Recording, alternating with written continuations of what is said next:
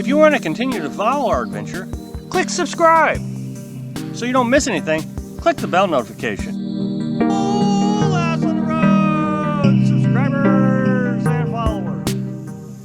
As everybody knows, I try very best to talk about the realistic lifestyle of nomadic living. Try to tell you the good, the bad, the ugly. And I guess more than not, I guess people consider what I talk about as the bad and the ugly. But it's not. It's just life. It's just the way it is. And there's things that just like, oh no. Well, you know, it's life. You do that all the time. People are going to comment, well, you get the same problems in a house. Yes, you do. The thing is everybody knows you have these problems in a house because you grew up in a house. You saw your mom and dad have these problems in a house. And then you got your own house and you had the same problems in the house. The water heater goes out, the furnace goes out, the air conditioner goes out, the window breaks, you got a siding problem, replace the roof. Yes, you all know that. What you don't know is these things happen out here too.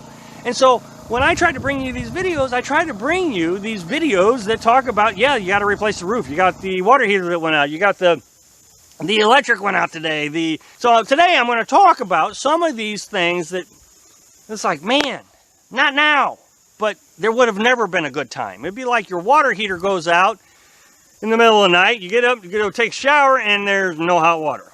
No, not now. Well, when would have been a good time? Never. It went out. It's just the way it is. So last night it rained all night long, and I've never had a problem with my generator after a rain. I always leave it outside. Well, this morning I got up 6 a.m. It's still dark, and I've just gotten in the routine. I know where all the buttons and the switches are. You know, you got to turn the engine on. You got to turn the eco off. You've got to turn the gas valve on, and then you pull start it. Oh, and you pull the choke out, and you pull start it. And it always starts on the first pull. Always. Both generators I've had. The first one burned up in the camper fire. But it had over 2,000 hours on it, and it pulled up first start. Well, this one, same way. First pull, it starts right up. Well, this morning I pulled it, and it didn't start. I'm like, huh, well, that's weird. So I pulled it again. Still nothing. Well, now it's dark, and I'm thinking, well, maybe I missed a step. You know, the switch, the knob, this, that. So I try again, and I feel like it's all working, and I pull it a few more times, and nothing. Well, wonder what this is. So I go in, and I get the flashlight, come out, and I look at all the switches and the knobs and the chokes and all that, and everything's exactly the way it's supposed to be. And so now I'm just pulling and pulling and pulling. For some reason, my brain always thinks, okay, this is what I'm going to have to do, and then I work my way down to what is actually the problem. So my brain immediately says, okay, it's 6 o'clock in the morning. The only way I can get the battery charged now is turn the truck on, so I'm going to waste a lot of gas. You know, Carolyn, she doesn't get up to about 7:30, 8 o'clock. So I'm going to have to run the truck probably for an hour and a half until she wakes up or I wake her up. Either way, I'm not sure what I'm going to do yet. It's still 6 o'clock in the morning. I haven't had my coffee yet, and I haven't had anything. I'm just trying to start the generator. So I think, okay, and then we're going to have to run to the store and get a new generator. What time's the store open? I'm going to have to think about that. Now, I'm not going to be able to replace this generator with a new Champion. I'm not going to be able to. I'm going to have to order it. So that means I'm going to have to buy a real cheap one, a loud one, and then wait a week or so to get a new generator. Well, I mean, we're talking, you know, the replacement generator is going to be $500. If I get a cheap generator, that's going to be another $100, $200. So I'm up $700 today. I'm just like, oh. Okay, and then my brain starts to settle down. And I think, well, wait a minute. It's due for an oil change today, actually. Maybe the spark plug needs cleaned or something like that. So maybe the spark plug went bad. I didn't clean, you know, didn't do the oil change fast enough. Maybe I ran it more than I thought. So I said, okay, well, this is still getting better. I'm still going to have to run the truck. And then my brain goes down to another level, even a cheaper. My brain always does this. Worst case scenario, and then I start working the problem backwards. And I think, wait a minute, it rained all night last night. Which, again, I've never had this problem. I wonder if there's water in the gasoline. So I grab a coffee can that you normally use to go to the, you know, bathroom in the middle of the night. And I pour all the gas into it. Of course, it's dark, and I'm trying to do it with a little flashlight. And I put more gasoline on it. Well, again, it's 6 o'clock in the morning, and I'm not thinking clearly, so I start pulling again, and it's not starting, it's not starting, it's not starting. And finally it goes, and then I think, oh, it's starting to breathe some life into it. And I keep pulling, and sure enough, it starts up.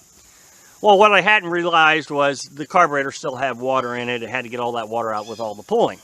The reason I tell you this is because when you're out here, it just seems like, yes, when you're in a house and your water heater goes out or your electric goes out, you're like, oh no, what a terrible time. But what you do realize is this happens in a house.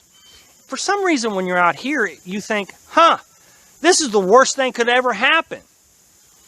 It just seems to amplify the problem. I mean, I had problems in a house, and it just didn't seem like it was something like, the end of the world is getting ready to hit me. When the generator doesn't start, and that's your only source of electricity, you think, well, not your only source, but your main source of electricity, you think, this is the end of the world. I just can't get this fixed. Fast? It's not true. You can. I mean, I could have taken it to a mechanic or something. And, this happens regularly. And it just always seems like the end of the world. I remember one time, the inverter. Now, the inverter inverts DC electric into AC electric. And I got to have AC electric to run my refrigerator and my freezer. Otherwise, my meat starts to spoil. And one day, I was eating some soup, and I spilled my soup on the inverter. This was back in the pop-up camper where everything was in the way, and it was just, you couldn't have a spot for anything.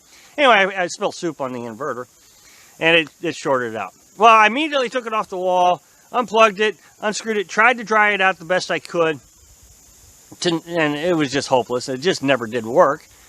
Well, fortunately, you can go to Walmart and you can buy a new inverter for $40. I mean, it wasn't a big deal, but I had to drive 60 miles to Walmart to go get one. So all this time, your refrigerator is not running. You're not going to spoil any food that fast, I don't think. But, I mean, you're just like, this is the end of the world. I mean, I got to drive all the way out there and I got to get it fixed. It's no different. I mean, if your refrigerator stops working in your house, you have maybe your backup generator that you can run the refrigerator, or you can take your food out to the freezer, the ones that, like your freezer food, that's all your meats. So, I mean, you have options in a house that, I don't know, it just doesn't seem like it's as big of a deal in the house as it does out here. Thanks for watching. Click like if you like the video, and happy travels.